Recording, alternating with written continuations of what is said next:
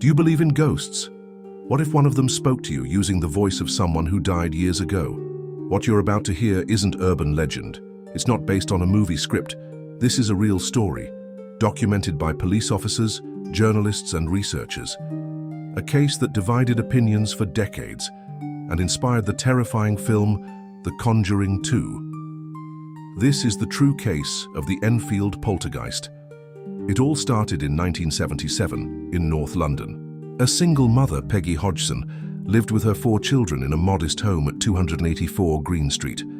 One night, her kids, Janet and Johnny, called her into their room, saying their beds were shaking. At first, Peggy didn't believe them. She thought it was just a prank. But soon she heard it too.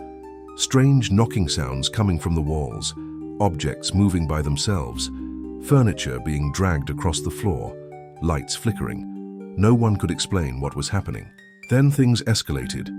Her 11-year-old daughter Janet began to speak in a deep, harsh voice. She said she was someone else, a man named Bill Wilkins who had died inside the house years ago. The voice said he had passed away from a brain hemorrhage right there in the living room chair.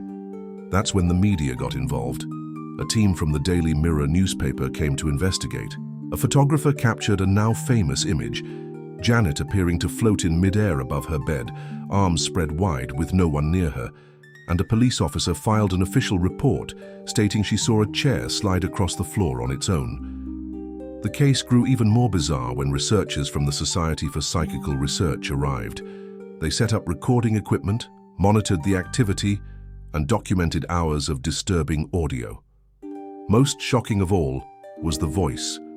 Janet spoke as Bill for long periods, without moving her lips. Doctors examined her and said her vocal cords couldn't produce that kind of sound naturally, especially not at that age.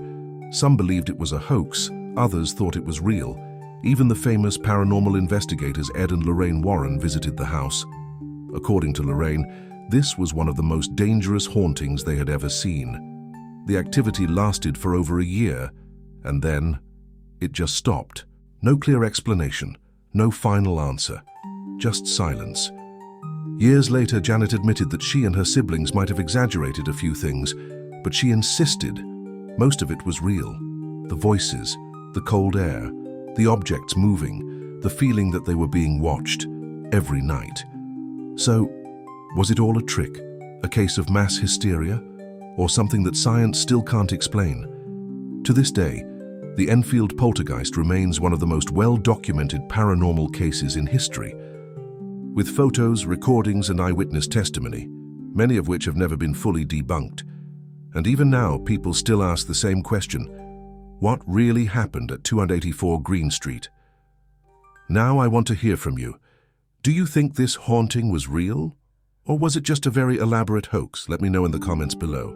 And if you enjoy true stories that blur the line between fact and fear, don't forget to like this video, subscribe to the channel, and turn on the notification bell so you never miss a new case. See you tomorrow with another dark and mysterious story you won't forget.